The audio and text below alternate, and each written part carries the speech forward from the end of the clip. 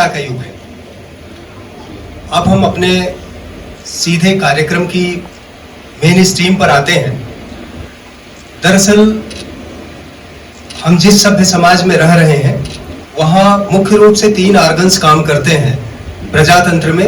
एक संस्था है जो कानून बनाती है, दूसरी है जो लागू करती है, और तीसरी है वो जो देखती है कि समाज में जो आचरण है वो नियमों के अनुरूप हो रहा है या नहीं। कोर्ट की हायरार्की बनाई गई है, उसी तरह से लीगल सर्विसेज इंस्टीट्यूशंस की हायरार्की बनाई जाए। तो तालुका लेवल से यानी तहसील से जहाँ पे सिविल न्यायालय है, डिस्ट्रिक्ट कोर्ट है, हाई कोर्ट है, सुप्रीम कोर्ट है, यहाँ लीगल सर्विसेज इंस्टीट्यूशंस है। जैसे तालुका में तालुका विधिक सेवा समिति है, डिस्ट्रिक्ट कोर्ट में जिला विधिक सेवा प्राधिकरण है, हाई कोर्ट में high court legal services committee है, सुप्रीम कोर्ट में supreme court legal services committee है। तो यहाँ कोई भी व्यक्ति जिसको कि केस लगाना है या उसको डिफेंड करना है वो निःशुल्क और सक्षम विधिक सहायता प्राप्त कर सकता है। तो ऐसे कौन कौन से लोग होंगे, तो उसके लिए सेक्शन 12 है लीगल सर्विसेज अथॉरिटी एक्ट का, वो बताता है कि कोई भी महिला, अब महिला किसी भी जाति की हो और कोई भी उसकी आर्थिक स्थिति हो, करोड़पति हो, अरबपति हो, वो free and competent legal services पाने की अधिकारी है। कोई भी बच्चा और कोई भी प्राकृतिक आपदा से सताया हुआ व्यक्ति या कोई भी ऐसा व्यक्ति, हमने SC/ST कम्युनिटी की बात की, लेकिन जनरल या OBC का ऐसा कोई भी व्यक्ति जिसकी सालाना आय 2 लाख रुपए से कम है, वो निःशुल्क और सक्षम विधिक सहायता प्राप्त करने का अधिकारी होगा। अब वो विधिक सहायता कैसे लेगा?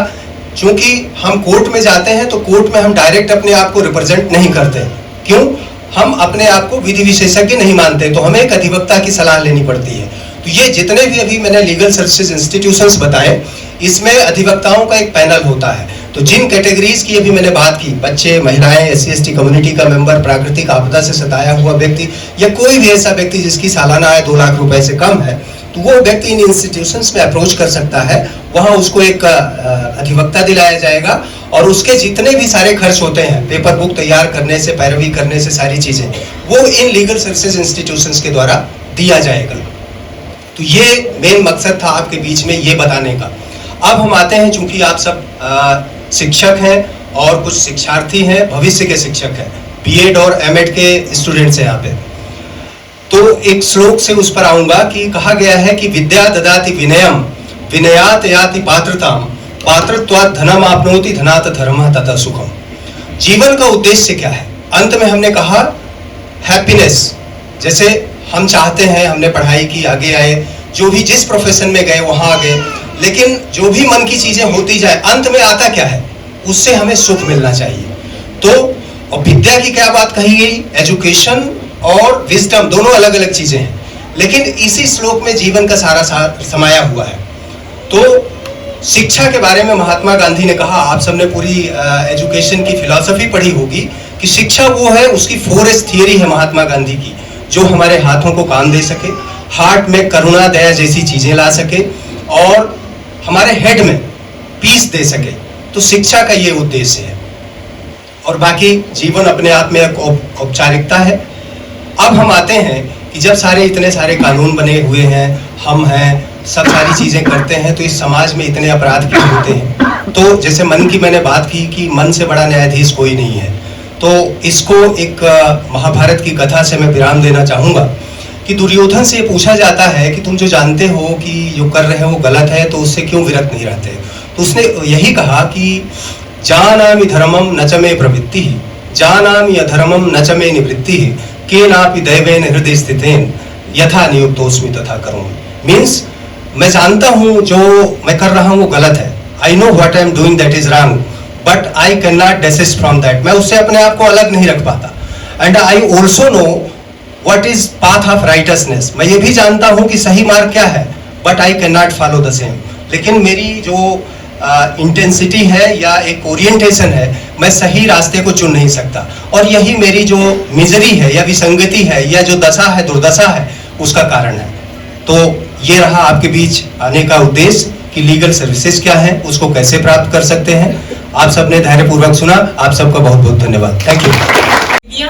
और पांडे सर ने 2 साल पहले मुझे टैग किया था, जो मुझे हमेशा याद रहता है। सर शायद भूल गए होंगे कि मैं लौ महिला हूं। और जिस संदर्भ में किया था वो हमारे स्टूडेंट ताली बजा रहे हैं तो मैं समझ गई। इनकी जो क्लास लेती हूँ उसमें मैं अपने लेडी टीचर्स को और अपनी बच्चियों को, क्योंकि हमारा जो रेंज है एज का वो 22 से लेकर 45-50 तक रहता है। फ्रेशर्स भी हैं और इन सर्विस भी हैं। तो इन सर्विस में मैक्सिमम एज लिमिट 50 है और फ्रेशर्स में हमारे 21-22 ग्रेजुएशन के बाद आ जाते हैं। तो इतना लॉन्ग डिफरेंस है। जो अपना करियर सेलेक्ट कर रहे हैं, जो मैरिज करने जा रहे हैं, जो ऑलरेडी मैरिज कर चुके हैं और ऑलरेडी उनके घर में विचारों का मतभेद है और वो लोग अपने आप को स्टेबल नहीं कर पाते हैं, तो ये सारी चीज़ें मैं डेली उनको डील करती हूँ। और मैं उनको अपने बॉयज़ को ज़्यादा बताती हूँ कि बेटा इनको मौका दिया करो बोलने का। हमारी शुरुआत कहाँ से होती है? घर से, परिवार से। जब गर्ल्स छोटी बच्चियां रहती हैं, हमारे पिता और भाई, एक नॉर्मल एक्शन में बता रही हूँ जो घरों में होता है। जैसे नीलू ने कुछ कहा, नीलू हमारे स्टूडेंट्स ने बताया अभी कि नीलू मुझे फॉलो करती है और मैं नीलू को फॉलो करती हूँ। तो नीलू ने कुछ बोला घर में कि हमें ये करना है, ये बनना है। तो एक एग्जाम्पल ले रहे हैं बेटा, अदरवाइज मत लेना। तो घर में फादर ने बोला, भाई ने बोला बस बहुत कर लिया, पिता ने बोला मत बोलो मैं डिसाइड करूंगा क्या करना है।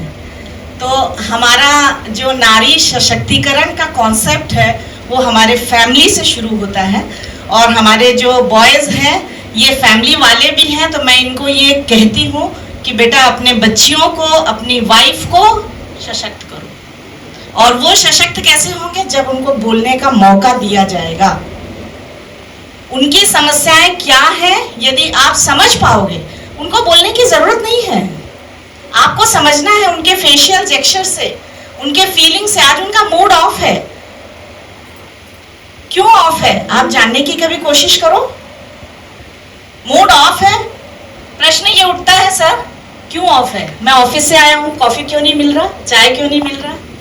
बट आप कारण जानो क्या बात है।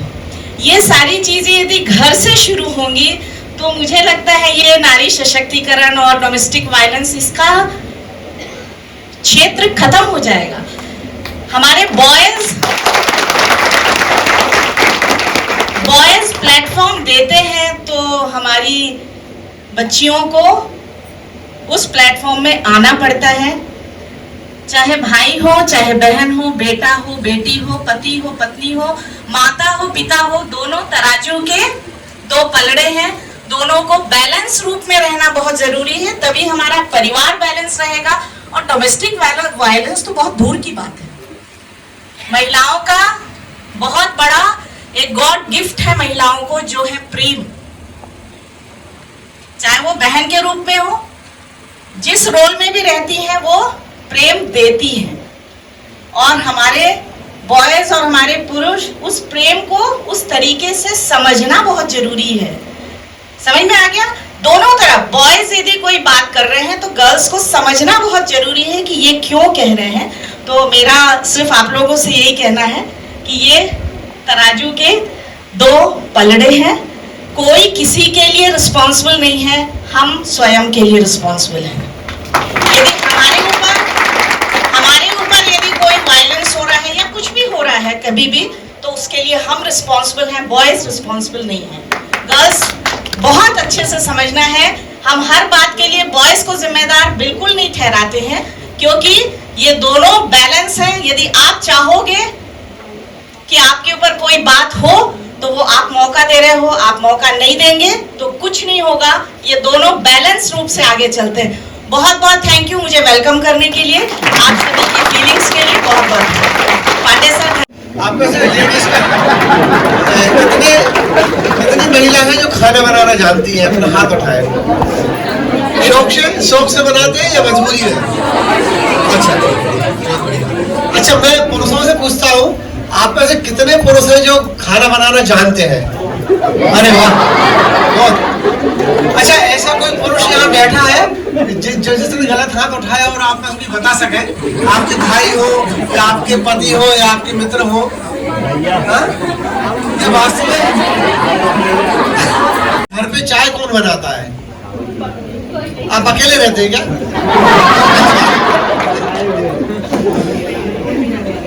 नहीं, मैडम की जो पीड़ा थी ना कि हम दोहरी जिंदगी जीते हैं, तो वास्तव में बात सही है।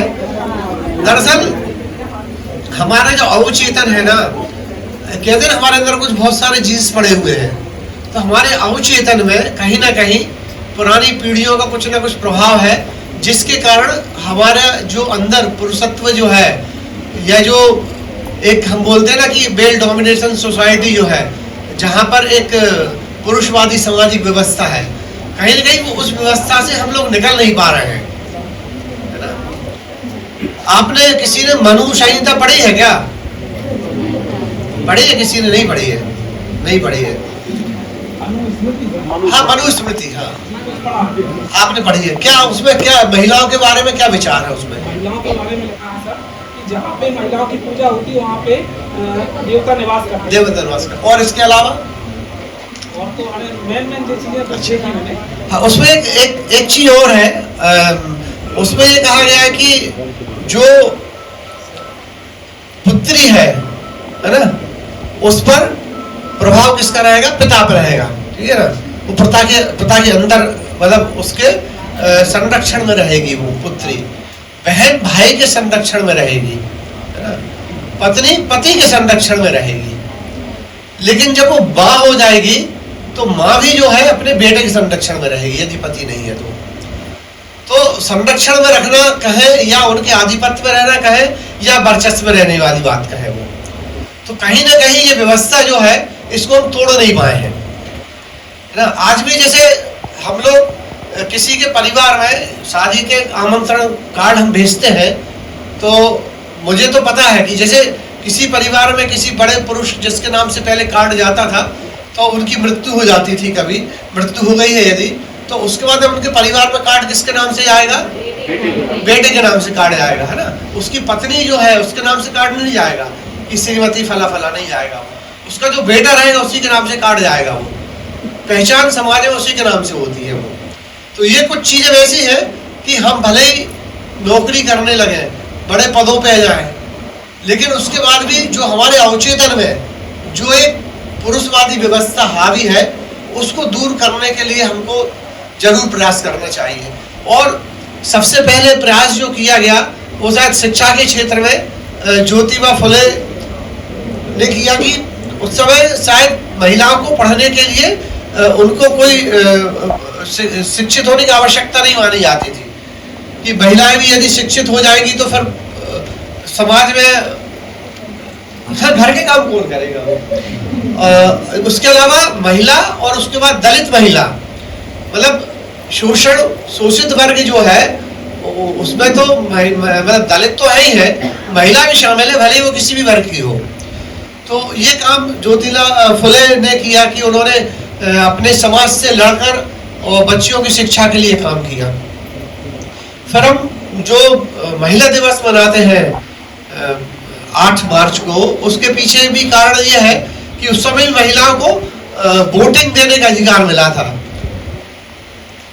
पहले महिलाओं को, शायद वो कंट्री याद नहीं है मेरे को, मतलब मैंने चूंकि विज्ञान का छात्र रहा हूँ इसलिए मुझे हिस्ट्री और राजनीति शास्त्र मैंने जो सामान्य तौर पर पढ़ी है वो याद है, लेकिन ये जरूर है कि वो महिलाओं को वोट देने का अधिकार महिलाओं ने लड़कर प्राप्त किया है। ये पहले महिलाओं को वोट देने का अधिकार नहीं था, है ना? वोट देने अलग चीज है, और आप घर में भी आपकी बात यदि कितनी मानी जाती है महिलाओं की, ये भी एक विषय है। क्योंकि हम लोकतांत्रिक देश में रहते हैं। लोकतंत्र 2 तरीके का होता है। एक तो हम सामान्य लोग जो सोचते हैं कि जहाँ पर हम संख्या के रूप में बोलते हैं कि 50 लोग की यदि वो है कोई संस्था है, उसमें मान लो 45 लोग किसी एक मत के हैं तो उसे लागू कर दिया जाए, तो ये लोकतंत्र के लोगों में ये मान्यता है। लेकिन ऐसा है नहीं है। लोकतंत्र तब है कि जब हम उसके संवैधानिक मूल्यों के साथ में हम उसमें चले। यदि हम संवैधानिक मूल्य को भूल जाएंगे तो लोकतंत्र भीड़ तंत्र बन जाएगा। उदाहरण के रूप में दूं कि यदि किसी हो गई है, ध्वनि मत से प्रस्ताव पारित हो गया है, क्या ऐसा प्रस्ताव पारित हो सकता है? नहीं हो सकता है, क्योंकि आपको बहुलतावाद में और लोकतंत्र में अंतर समझना पड़ेगा, है ना। तो लोकतंत्र बहुलतावाद नहीं है। लोकतंत्र में संविधान जो है, संवैधानिक दायरे में रहकर भी हम यदि कोई निर्णय लेते हैं, वह निर्णय ही प्रभावी होता है। ये कि हमारे समाज में और राजनीतिक रूप से हम लोगों की संख्या ज्यादा है, और कई बार राजनीतिक पार्टियां भी उनको ऐसे मुद्दों को हवा भी देते हैं कि ताकि उनका एक वोट बैंक है वो हमारे हाथ से नहीं चला जाए वो। जबकि आरक्षण लागू करने के पीछे जो संवैधानिक धारणा है वो पिछड़े वर्ग के लिए है, जो शोषित वर्गों के लिए है, उसको हम अपने समान स्तर पर ला सके। इसका उद्देश्य ये नहीं है कि आज मान लो पूरे भारत में बनिया यदि 20% है तो हम मांग करने लगे कि 20% बनियों को आरक्षण दिया जाए, है ना। तो ये संवैधानिक मुद्दों, क्योंकि कानून के समक्ष समता जो है, इसका अर्थ ये है कि लोगों को अपने स्तर पर पहुंचाने के लिए हम कुछ जो पिछड़े या शोषित वर्ग है उनको कुछ पृथक से कुछ सुविधा देकर अपने बराबरी पर लाने का प्रयास करें। तो ये है आरक्षण की व्यवस्था। हालांकि आज महिला सशक्तिकरण पर बात चल रही है, और आप लोग जैसे मैडम ने बहुत अच्छी बात बोली कि यदि कोई एक महिला शिक्षित होती है तो एक पूरा परिवार शिक्षित होता है। ये मैं अपने घर में भी महसूस करता हूँ कि मैंने भले ही BSc LLB किया है, लेकिन मैंने बच्चों को जब तक कि उनने मुझसे कुछ पूछा नहीं है, मैंने अपनी तरफ से कुछ उनको बताया नहीं है, मेरे पास उतना समय भी नहीं है। लेकिन मेरे घर में जो मेरी श्रीमती है वो पूरी शिक्षा का दायित्व पूरा उनके, भले ही वो जॉब नहीं करती है, वो हाउसवाइफ है, घर संभालती है, लेकिन बच्चों को शिक्षित करने में उनका बड़ा योगदान है। तो महिला को शिक्षित होना न केवल अपने रोजगार के लिए बल्कि अपनी आगे आने वाली पीढ़ी के लिए भी बहुत आवश्यक है। तो अपने घरों में भी जो बच्चियां हैं उनको, बच्चों को भी, खैर बहुत पहले एक समाज में एक नारा आया था कि बेटी बचाओ बेटी पढ़ाओ, आपने भी सुना होगा, अभी भी चल रहा है वो। जब पहली बार ये नारा आया था, 15-20 साल पुरानी बात है, तब मेरा थोड़ा विरोध हुआ था इसमें। मैं मतलब ये ऐसी प्रकार के साक्षरता शिविर में जाता हूँ तो मैंने बताया कि इसका दुष्प्रभाव ये हो रहा है ना कि हम लोग शिविर में जाते हैं तो उन्होंने बोला कि आज हमारा शिविर लगना है, स्कूल में गए तो जितनी स्कूल की बच्चियां हैं वो सारी आके बैठ जाती है और लड़के लोग नहीं आते। उन्होंने बोला कि वो तो बेटी बचाओ बेटी पढ़ाओ चल रहा है, हमारा कोई काम है नहीं यहाँ पे, है ना। तो मेरा कहना था इसमें एक लाइन और जोड़ना चाहिए, बेटी बचाओ बेटी पढ़ाओ और बच्चों को भी संस्कारवान बनाओ। तो जब तक हम अपने बच्चों को भी संस्कारित नहीं करेंगे तब तक जो आज महिलाओं और बच्चियों के प्रति जो दुर्व्यवहार या यौन हिंसा या घरेलू हिंसा हो रही है वो नहीं रुकेगी। क्योंकि आपने लड़की के विदा होते समय एक मतलब फिल्मों में दिखाते हैं, शायद व्यवहार में भी होता होगा, मतलब माँ जो बेटी से क्या बोलती है, वो शायद यही बोलती होगी ना, बेटा तुम सबका ध्यान रखना, अच्छे से रहना, पति की सेवा करना, यही चीज है। आजकल शायद ना बोलते हो, पहले तो बोलते थे, ऐसी बात है। लेकिन कभी किसी माँ को अपने बेटे के लिए ये बोलते सुना किसी ने कि बेटा वो घर में अब बाहर से आई है, वो उसको ऐसा माहौल देना कि उसको लगे नहीं कि ये कहीं बाहर से आई है। किसी ने बोला कभी? अच्छा बोला। दिसंबर में बेटे की हाँ यही बोला हाँ। तो ये चीज हमें समझना चाहिए। अच्छा, महिलाओं का सबसे बड़ा दुश्मन कहना चाहिए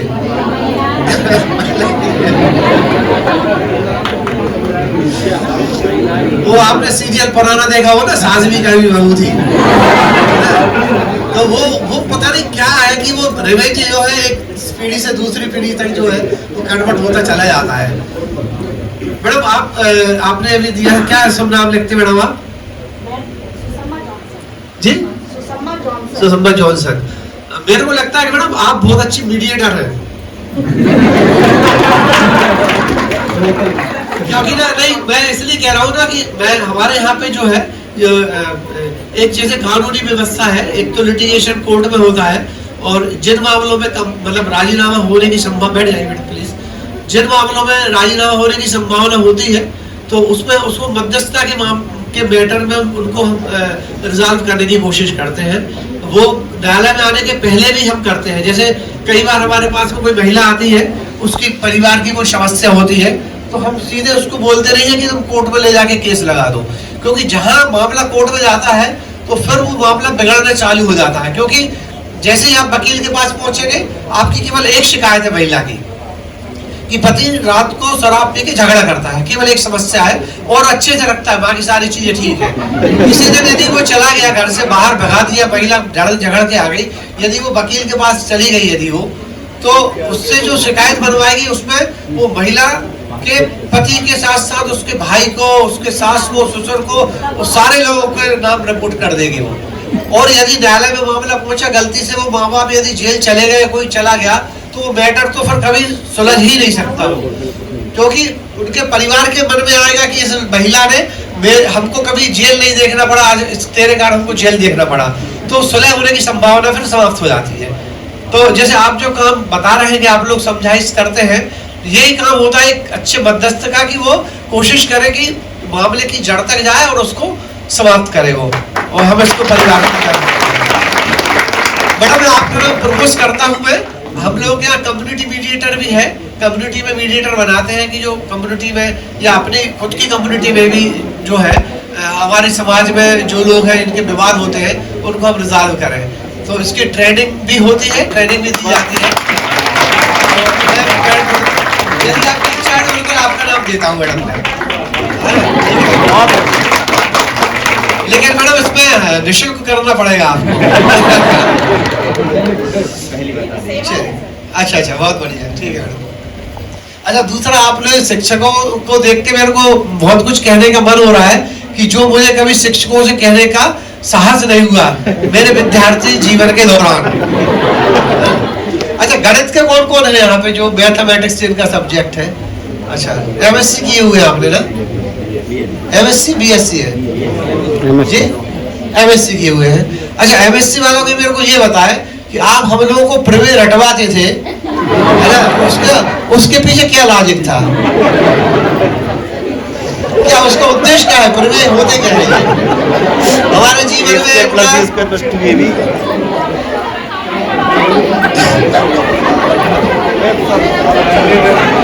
चक्षु गायन चक्षु खुल जाते हैं।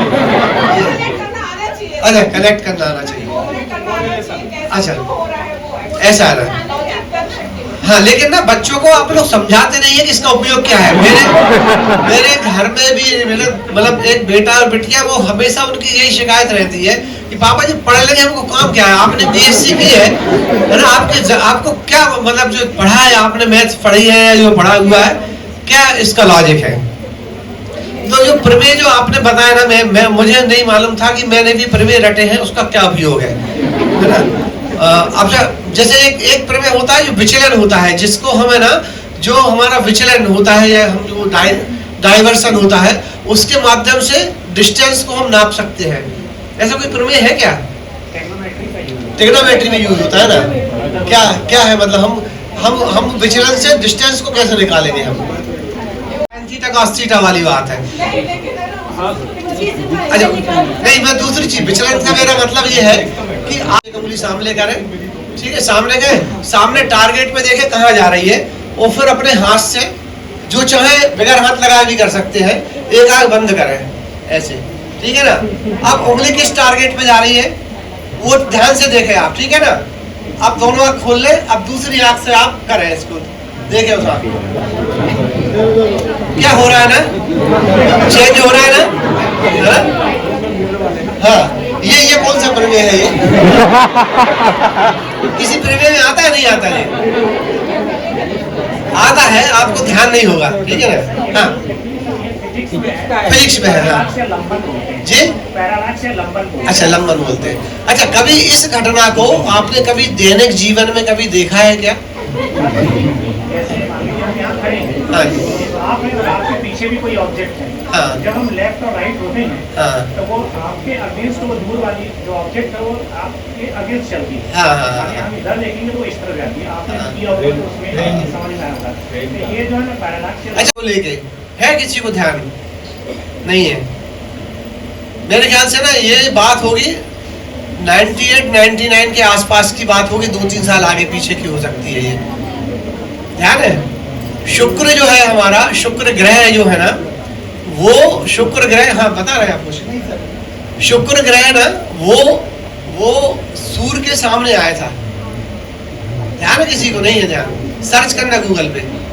शुक्र ग्रह जो है वो सूर्य के सामने आया हुआ था, तो उसमें एक स्पॉट दिखता था। हमने भी उसको उससे देखा था, फिल्म लगा के देखा था, उसमें एक स्पॉट था उसका, सूर्य। तो अब आप देखें, हम जिस जगह बैठे हुए हैं वो जगह है, और एक सूर्य है, और उसके बीच में शुक्र ग्रह है। गए हुए थे उस समय, और दोनों ने वहां से ऑब्जर्वेटरी लगा के उसका अध्ययन किया था। फिर ये अध्ययन क्या किया मुझे नहीं पता लगा। फिर मुझे एक पत्रिका मेरे को हाथ में आई, चकमक, नाम सुना किसी ने? कहाँ से निकलती है वो? हाँ, आप लोगों ने पढ़ी है किसी ने? वो पहले पढ़ी है ना, अभी नहीं पढ़ी ना? अब नहीं आती है? अब मैडम आती है वो, अभी भी आती है वो। अच्छा, वो चकमक तो छोटे बच्चों के लिए निकलती है, उसका एक और वर्ड स्रोत है, वो बड़े बच्चों के लिए निकलती है, वो स्रोत करके है वो। तो वो बच्चों को थोड़ा सा आप लोग ना जो व्यावहारिक चीजें हैं वो बताने के लिए आपको भी पढ़ाना चाहिए और बच्चों को भी पढ़ाना चाहिए। तो मैंने उसमें चकमक में ये बात पढ़ी मैंने कि उस समय ऑब्जर्वेटरी इसलिए लगाए हुए थे क्योंकि हम जिस घटना को देख रहे थे वो, यदि हम पूर्वी सिरे से हम उस घटना को देखेंगे छोर से, तो मैंने जो आपको बताया विचलन कैसा होता है, वो स्पॉट एक जगह दिखा और दूसरी जगह से देखने वाले को दूसरी जगह दिखा। दोनों के ऑब्जर्वेशन को उन्होंने मैपिंग करने के बाद में वो थ्योरम लगाया, और थ्योरम लगाने के बाद में पृथ्वी से सूर्य की दूरी जो कि पहले नापी जा चुकी है उसको टैली किया कि इस तरीके से भी हम सूरज और पृथ्वी के बीच के डिस्टेंस को नाप सकते हैं, है ना? अब आपने प्रमेय यदि किया होगा तो आप बता सकते हैं कि उसमें कौन सा फार्मूला लगा होगा उसमें।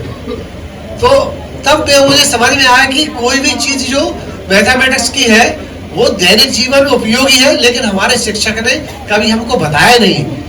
केवल ट्रिग्नोमेट्री का जरूर आप बता रहे हैं, ट्रिग्नोमेट्री का जरूर समझ में आता है कि आप बीनार के सामने खड़े हैं, उसकी दूरी कितनी है, किस एंगल से देख रहे हैं, तो हम कैलकुलेट कर लेंगे। वो एक अलग चीज है वो।